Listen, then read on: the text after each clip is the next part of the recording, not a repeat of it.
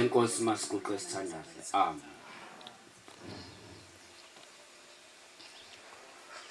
Ngiyabonga bangcwele ithuba ngiliphiwayo ezulwini ngomlomo kaBaba uMshumayeli. Ngicela ukudlula esihlabelelweni sika 219 Inkosi ngiqeda uvalo. Ngumntwana ngimncane nginovalo ngiyesaba. Kade kumnandi umfunda esifundela sihlabelela sonke kodwa mase ngingeda sekunzima uvela ujuluke ube manzi umzimba wonke. Siyabonga kumntwana kade sifundela ngathi Inkosi ngamenzela okuhle naye angadinga ngasweli. Inkosi imbusisa. Amen. Sihlabelelo sika 219 ngiyakuthanda bangcwele ukuhlabelela kakhulu ubona ukuthi ngiyibhimbi kodwa ke limasila enkonzweni ke kufuna ubhidilisha yakhona ngoba akekho waziyo akekho futhi umdala sonke siyalingana phambi kaNkulunkulu. Amen. So mangabe ula kuye kufanele uyimisele makuthiwa nje ithuba uyalithola hayi ulibambe ulisebenzise ngoba angazi mhlawumbe nje banguqe namhlanje nje hayi kusasa ngezwakala okunye. Kubalekile ukuthi mawuthola ithuba uyimisele mawusavuka nje saphefumula usalithola ukuthi usuku laNkulunkulu uyalithola cha ulisebenzise ungalimoshi ngokuthi uyihlalele nje ukuthi yesabatha namhlanje awuyiye ndawo utholakale uyihlalele nje ujikanela ngekhaya cha. Mawusalithola nje ithuba usaphefumula kubalekile ukuthi ube sesindlini kaNkulunkulu. Amen. Ngoba sasikade sisenze isivumelwano naye sokuthi siyohlala endini kaJehova kuze kuphele insuku zethu zokuphila. Ngicela ukudlula lapha ku 219 besilizwi leba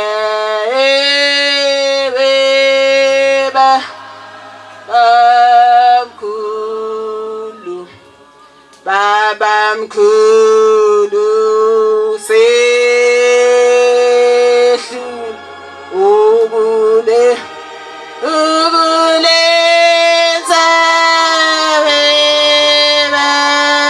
babamkhulu abamkhulu thambisa izwi lakho wena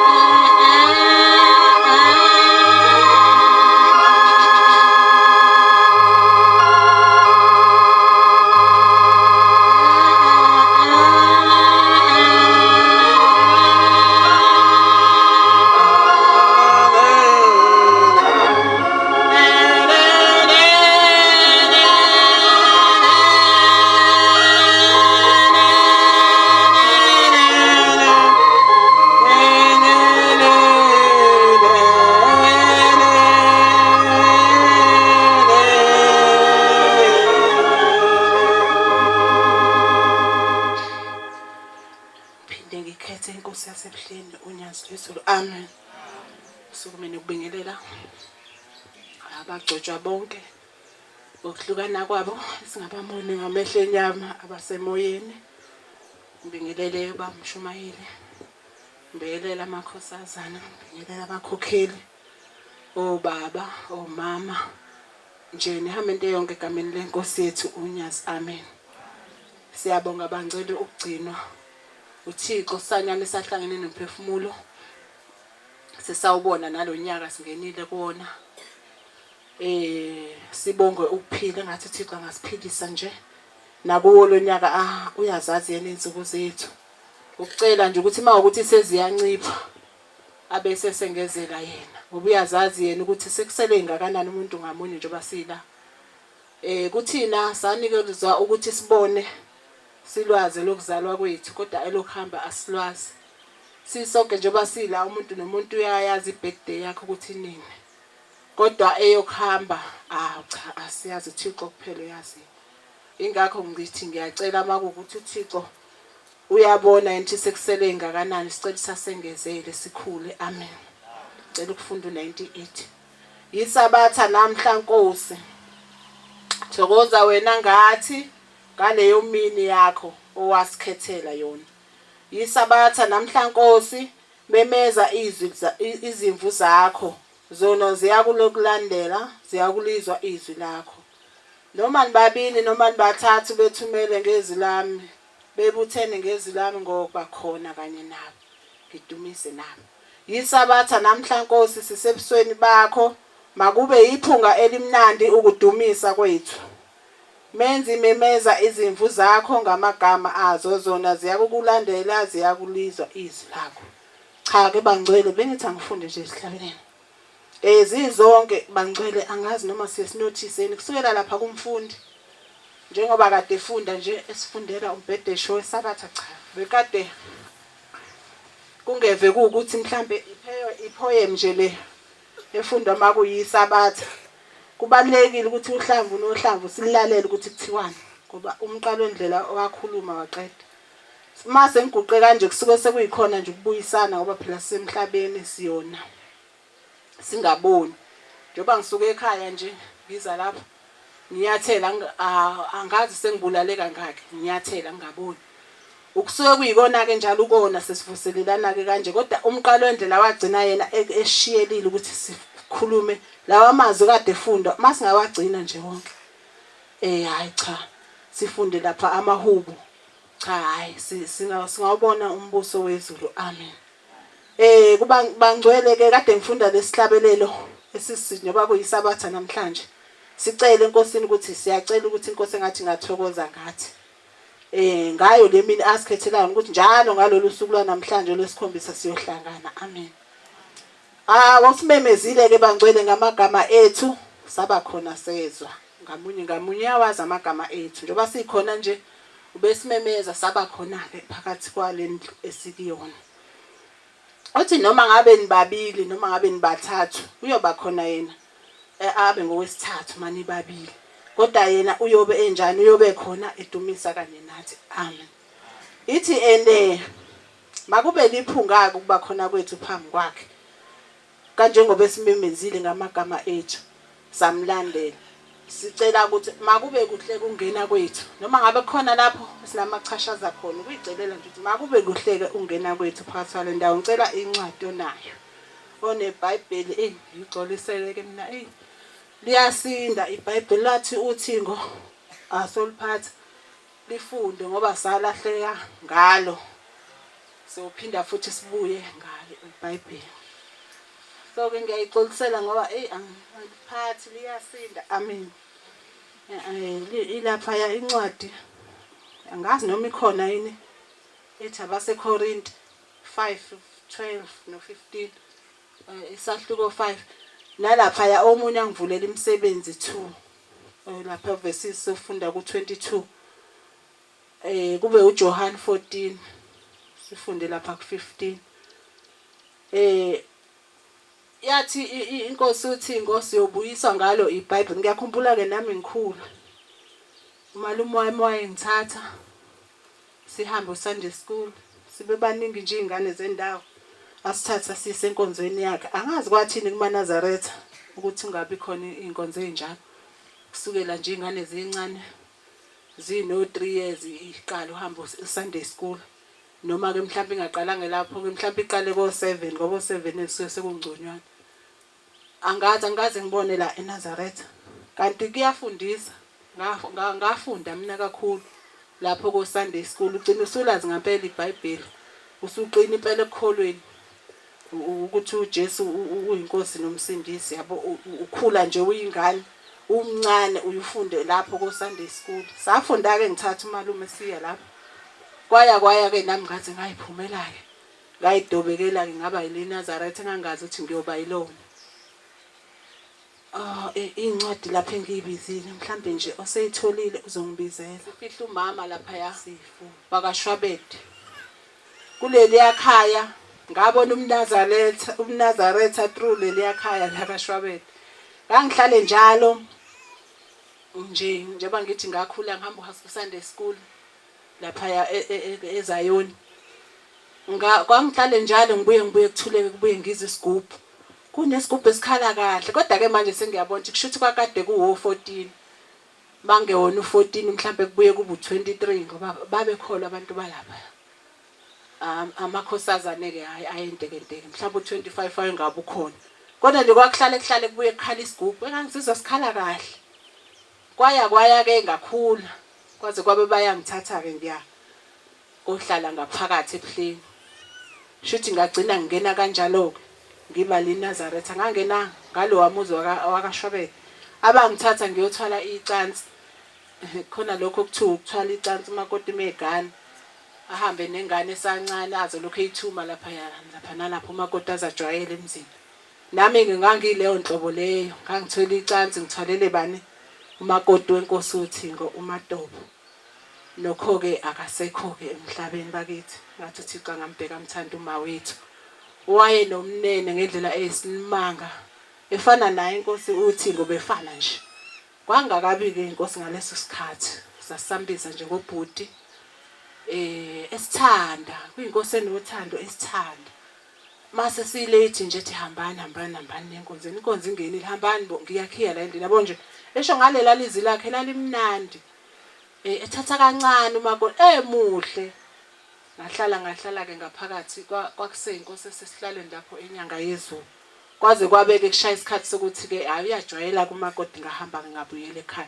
shuthi ngabona ngaleyo ndlela umNazaretha ngawuthenga khona ngaleso sikhathi ebuhleni ngaba leNazaretha ngisuka lapho ukufika kwami ekhaya akekho futhi owangibuza ukuthi hawu manje lezi zasezayoni ingubo manje wasuyibeka lapha ngangikade ngitasha ke bangcwele nakhona ngiqhotha ngibe muhle ungathi uma ungangithinta ngibona ukuthi uzosikeka lo muntu ngendlela esasitasha ngayo siyithanda siyamavolontiya asezayoni nakhona kuma umcimbi impela mina ke ngakhula ngiyiphuwe ekhaya imvamisa nje isikhathi esiningi ngangigitsheza makiwe endaweni ngoba kwakuma ngempela mangabe ngingekho ukuthi hey akekho bani ayingeke kulunge asizame nje ukuthi agibele abe khona yebo leyo nto kusho ukuthi ngagcina ke bangcwele ngibuya ke ebuhleni ngabuyela ekhaya akekho wangibuza uma ngafika ekhaya sengigcina isabatha akekho wangibuza hawu manje makuyisonto base beyibonela ukuthi sengikokuphelele amen sikokuphelele bangcwele masila asibambeni noma ishisa kunzima kodwa okulula okwenzekayo kuningi kade efunda umfundi sikuzameni okulula okwenzekayo sikugcina into ezilula kuningi kade kufunda ungayibheki nokuyibheka intombi esiganile omunye umuntu sonesibule usayibhekelani vele ngoba kulula nje siganile phela akuseyona ukuthi esayo yokubheka into ezilula ungawuphathi nokuphatha umuthi uyikholo yokufana izinto ezilula angazi sihlulwa yini engathi uThixo angasibheka wayethi uma wami mntana musungene kule nkonzo inzima le nkonzo ngingaba yini nje ngaliphuza itiye kodwa kwahamba bangcwele uLeNazaretha namhlanje wayethi makolesihlanu alenzele litiye lakhe alifaka ushukela alifaka ubisi abese elifaka alibeke la uthuthwini lomlilo umlilo ucishiwe kodwa uzolibeka leli ketelo lakhe shame uzophinda ngakusasa bese liphuza noma wayitshela ukuthi mhlambe lizohlala lishisa yini kodwa wayeliphuza makuyisabatha kwaya ke kwaze waba strong wangena khaxa ke la inkonzweni yomNazaretha ayasena ndaba nalezo zinto zamatiye makuyisabatha cela ngifundele seyitholile incwadi lezi bengiyicelile. No. Yebo. Ithi ke lencwadi uma ningithanda gcinani imiyalo yami.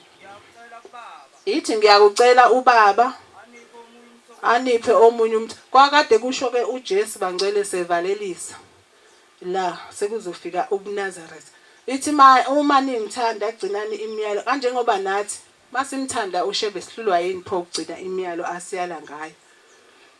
Ukuba ahlale nani. Yebo. Kuze kube phakade. Amen.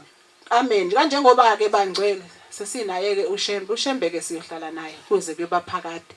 Okubalekile ke ukuthi masigcineni imiyalo yakhe. Inkosi kubusise mntamkhulu. Mhlawumbe useyitholile enye angangizela nayo.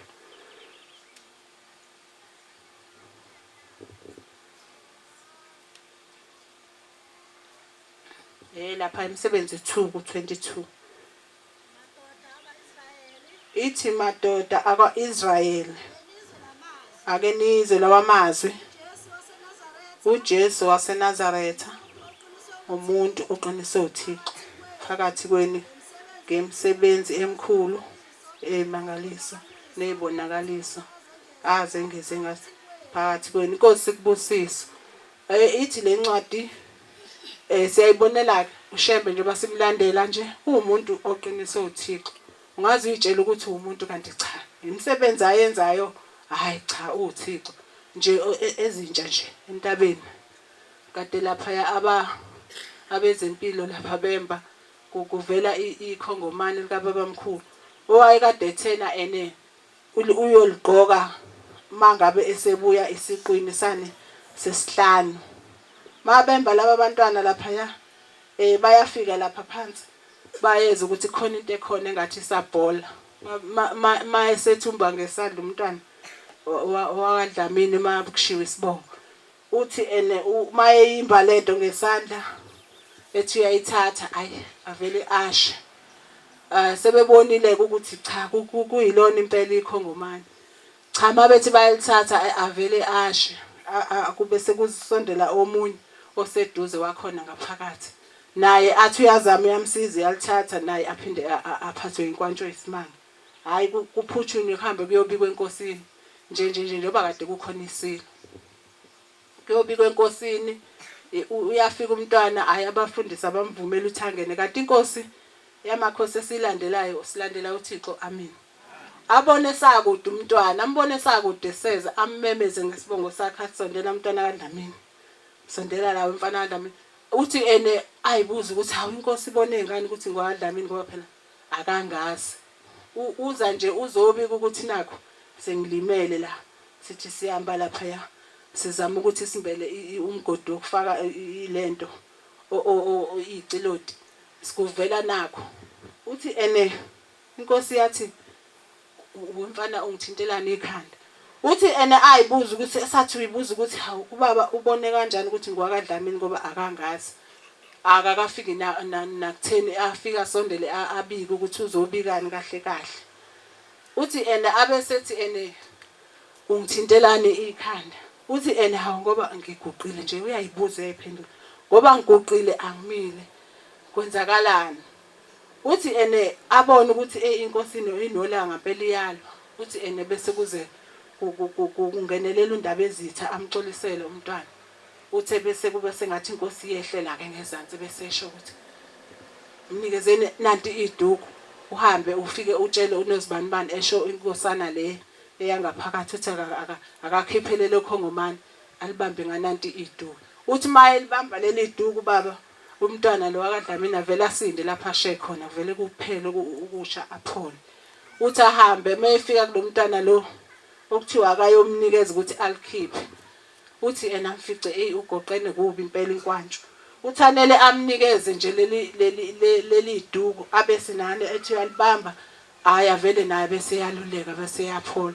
Manje ungathi ke bangcwele lo muntu ungubani? Usilandela ongakaboni futhi hayi ngeke aphinde azabone. Amen. Kusukela nje kuphunywe ebuhleni uphuma umhlangano uze yakofika entabeni ongakaboni ukuthi unyazi lwezulu luthixo ngeke aphinde azabona. Amen. Siyabonga ke bangcwele nje uThixo esibhekile wasithanda. Mhlambe ikhona indlela futhi eka Johana incwadi. Mhlambe ukhona oseyitholela ngisiza.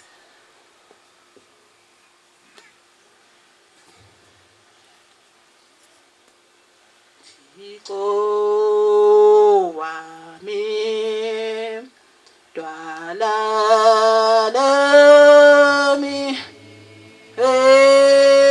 na ungikhohlwe. Bengicela imisebenzi lapha yana kusifunda 2 verse 22. Kanike Thixo ngidwala lami wena ungikhohlwe.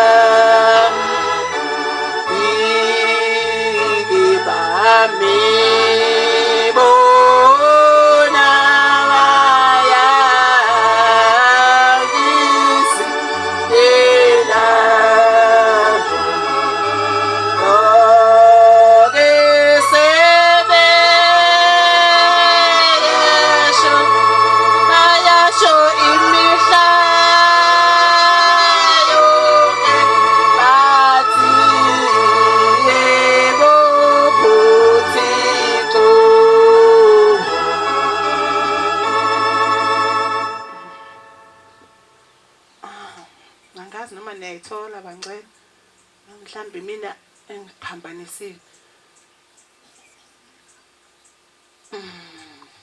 Kodwa ke hayi maningayithola kunalutho. Ke bangcwele engisho lokuthi kodwa ke bikhuluma ngelokhuzana ngenhlazeko lencwadi yami. Ngiyayithanda kakhulu. Ikhuluma ngenhlanzeko ukuthi masihlanzekeni emakhaya ethu, amadokodweni ethu. Unyazi liyayithanda kakhulu. Alikho iNazaretha engahlanzekile onyazini. Amen. uThixo uyasithanda uthi asithandeni. Sithande nasemakhayeni ethu. Sibe isibonelo esihle nabomakhelwane bethu. Ayikho into ebhlungu njengokuthi uhlangane nomuntu athi hayi mina ngiyophenduka mase kuphenduka ubani. Ayikho into ebhlungu njengokuthi ungazwani nomuntu owumakhelwane wakho. Makhelwane wakho umuntu obaluleke ngendlela eyisimanga. Uyena umuntu oqala kufanele uzwane naye. Ngelinye ilanga nginenhlanhla ke mina la engikhona lapha ekhaya. Ikakhulukazi omakhelwane bami nje bonke hayi cha siyazwana ngazi noma kwenza ukuthi mhlawumbe abekho yena sebebadala. Cha ilama age nje ethu. Sakhelene lapha hayi siyazwana kakhulu. Engikujabuleleke lokho ngithi noma ngabe ke mhlambe ke okhona lapha endlini angazwani kodwa ke ayi thina ngoba phela sikaManazaretha siyakholwa. Akufuni musu uphinde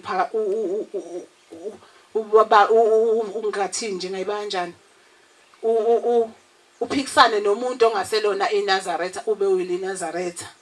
La ekhaya lwake lathi unyazi lwezulu makuwukuthi mhlambe wakhile yambona makhelwane wakho ngoba umakhelwane ubuya beyinkinga kwesinye isikhathi uthi uyambona mhlawumbe usiyafaka ucingo lwakho uzalihambisa endaweni yakho uthi cha hayi ungabomlwisa ngoba wena phela usuyakholwa usuliNazaretha uthi ongenani ingcono vele umnike kakhulu vele uthi hayi isonto lakho nje makholana uzofika mhlawumbe nala mhlawumbe uyobe segculiseka ke sejabula ngoba wena phela usuliNazaretha phela mangathi nje uthi hayi cha makhelwane usungena endaweni yamphela lana yabo lokho ngasuka mhlawumbe uthothi ubecuphile ukuthi sekuyindaba ke manje ezozibe yindi benkulu kanti thina sesiyakholwa samaNazaretha uThixo wethu uthe akayena yena uThixo weyaluyalo hayi yena uThixo wezimpi wathi njengoba sila nje khenana sisentabeni sisemhlanganweni sizothandaza sizokhulekela imindeni yethu sizocela o1 no2 no3 emindenini yethu azile ukuthi sizokulwa sisendaweni intaba esingayibanga inamuntu kusho uThixo athi intaba yamaNazaretha sehle angayibanga inamuntu ngoba ene uthi akayena uThixo wempi akayena uThixo weyaluyalo silandela into enhle kakhulu bangcele sibambeni siqinise siziphatheni kahle uThixo uyasithanda amen sibonile kakhulu kusukela nje siyongenisa lapha yathina ke ngoba ke qale thina isikhathi esiningi siyongenisa sabona ukuthi hayi uThixo uyasithanda esiyamukelisa izibusiso lapha nalapha ya lokho ebesicela esamukelisa sonke lapha nalapha ya sithola kakhulu isikhathi esiningi uyazi baba umshumali masiqala siyongenisa bangena thina siba nesikhathi esideke noThixo wethu usuke ehleli la esibhekile ngamunye singena kuze kube siyakoyibika ithuba kusuke kudararada ngeke ngibadabukele kakhulu uthola ukuthi inkosi yami ngithunywe umuntu ngeke ngathunywa nje ugogo wakakhwela asho ukuthi ngithuma sekuphakathi nomhlangano akulula mase kuze kwaba umhlangano usungenile ukuthi usondele ukuthi umkhokheli umshumayeli akulula ukuthi usondele uzofika enkosini manje bona bayitshela ukuthi uma usumkhokheli ayikulula ukuthi ufike enkosini kulula ngalolu suku loqale kilishoya hayi cha lapho ke ithuba sisuke sinalo kakhulu kusho ukuthi ke bangcwele kusukela lapho ngibonile ukuthi uThixo uyasithanda ngendlela besipha ngayo izibusiso ngiyacela nje ukuthi ngathi uThixo angasiphilisa ikakhulukazi nami ngiyazizwa angiphilanga ukuthi uThixo ngathi angasiphilisa nabanye abangaphilanga asithobe ngecebo lakhe lasezulwini lapho okubhlungu khona asithobe ngamunye bese kuthi nezibusiso sibuye nazo zibuye siphatheni kahle zisebenzele emakhaya ngoba zizosebenzela masiphathe kahle amen bangcwele ngiyabonga uThixo angiphe khona ithuba angiphe lona okubalekile ukuthi mawukuthi siyaliphiwa noma ngase mina sekuwomunye ulibambisise ngoba ikusasa asilazi lesiphatheleni kungabi ukuthi siyanikwa nje ithuba bese kuze kuvela isikhala kuthulekile cha umuntu nomuntu noma ungasukuma uthi ngiyabonga ukuphila Nkosi yamakhosi uhlale phansi kukhulu lokho uNkulunkulu nokuthi uhlale nje kuvuleka ithuba kuthuleke enkonzweni unikiwe ithuba sekumenyeziwe izwi kwathiwa inkonzo iya ngakuluphi uhlangothi bese kuvuleka isikhala akekho umuntu ongenalo usizi lwakhe ekhaya akekho umuntu into angenayo angayisho ngabe uyabonga ngabe ukuthi uyacela lokho okucelayo hayi ukuthi bese kuthuleka nje engathi mhlawumbe uphoqiwe ukuthi uze enkonzweni cha uma ithuba selivuliwe nje lisuke livulelwa noma ubani kuye kufuneke ulaleleke ukuthi lithini izwi bese ke uyagcuma uyahlala hayi ukuthi kuze kuvuleke isikhala bangcwele ngoba asazi kusasa lesiphathele kuyahanjwa kakhulu manje emhlabeni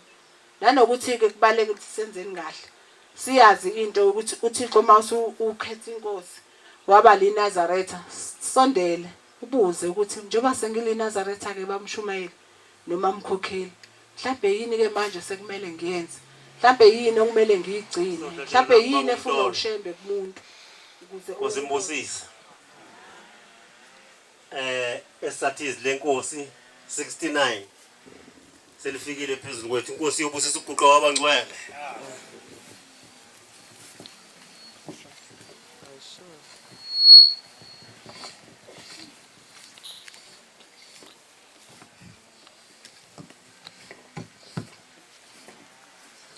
siyabonga kakhulu amazwi amnandi esalungisa umtolo esiwathole kuma wethu umkhokheli singawalahli ngoba sizokulanda amazi njengasilapha nje angathi angahlala enhliziyweni zethu ayosiza nemizi esiphuma kuyo baba Mtolo. Yeleze